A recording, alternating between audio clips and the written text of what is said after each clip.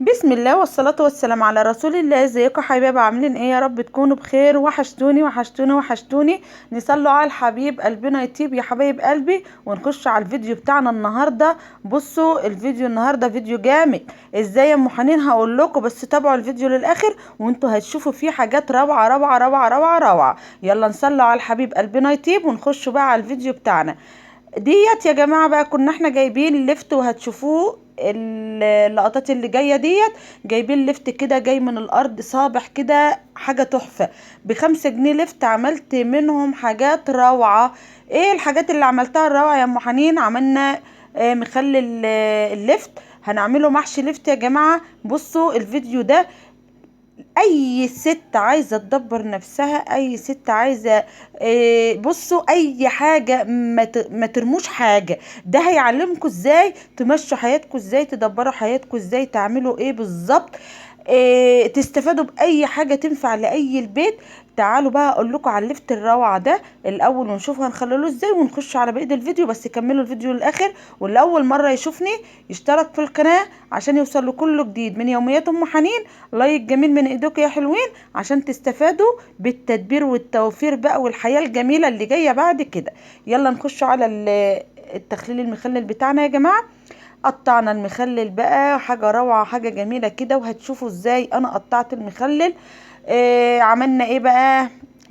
جبت يا جماعة كم قرن شطة كده من عندي، حراقة او باردة. ورصيت زي ما انتوا شايفين المخلل، زي ما انتوا رصيته زي ما انتوا شايفين.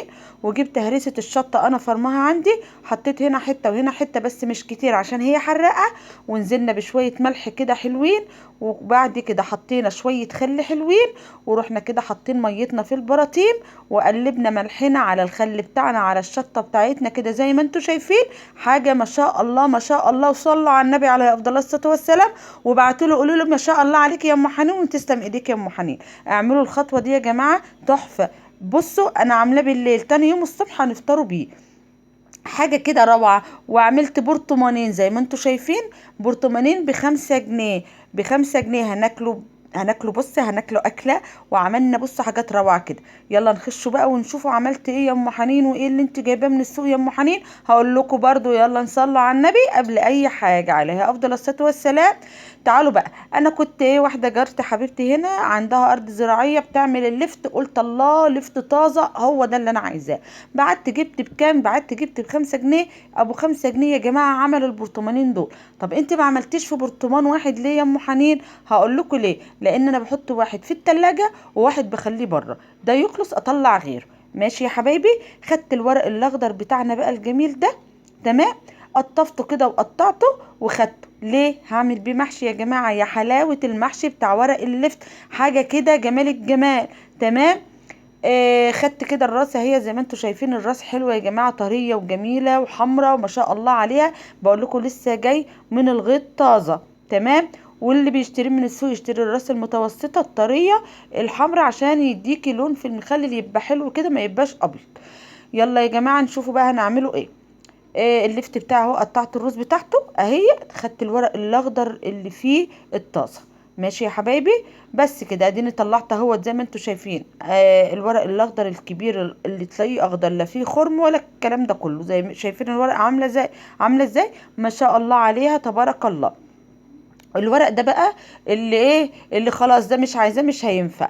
طب هتعملي بيه ايه يا ام حنين؟ بحطه في الكيسه وبطلعه للطيور. عشان كده انا بقول لكم مفيش حاجه بتترمى مع ام حنين. طيورك هتاكل، وانت هتاكلي اكلتين من 5 جنيه لفت. تمام.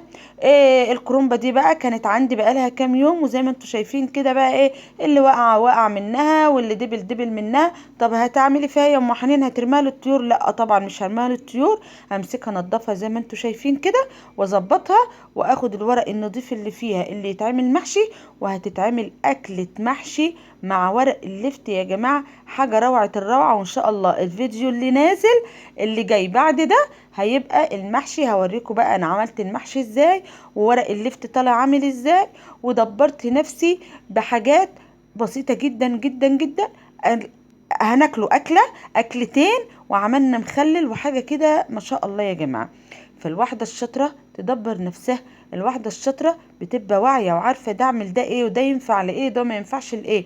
قدامكم انا بنضف اهوت الكرنب النضيف باخده بحطه عشان هعمل منه محشي. اللي بلاقيها مخرمه او دبلانه او ما تنفعش معايا هلم ده كله وهحطه للطيور.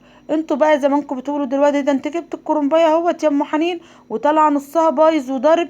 لا يا جماعه والله انا مش شارياها، انا مش دافعه فيها فلوس، دي جايه لي برده من واحده حبيبتي جارتي جايباها لي فركنتها لان ما كنتش مستعده اعمل المحشي.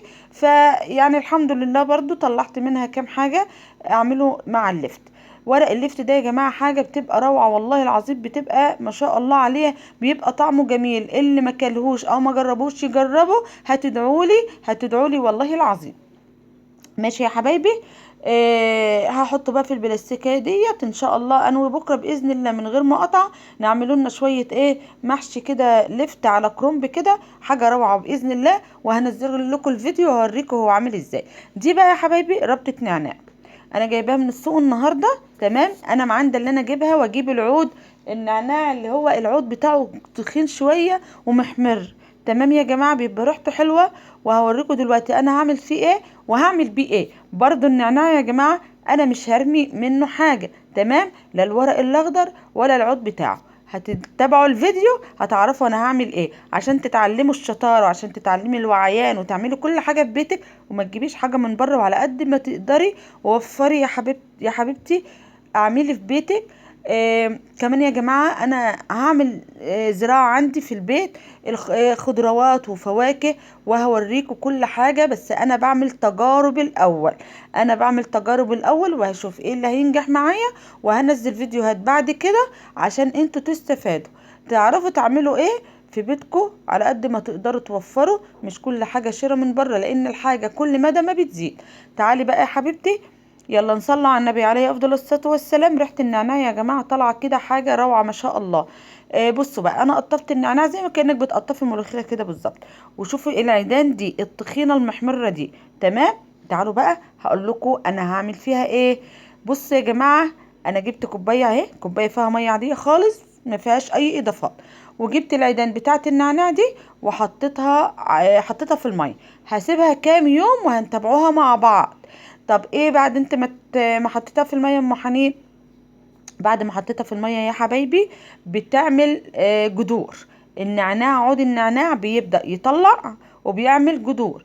فانا بعد ما بيطلع جذوره وبيطلع كده نباتات خضراء من النعناع وبيطلع جذوره بزرعه بيطلع لي بقى ويملى لي الدنيا نعناع. شفتوا بقى انا استفدت بربطه نعناع ب2 جنيه.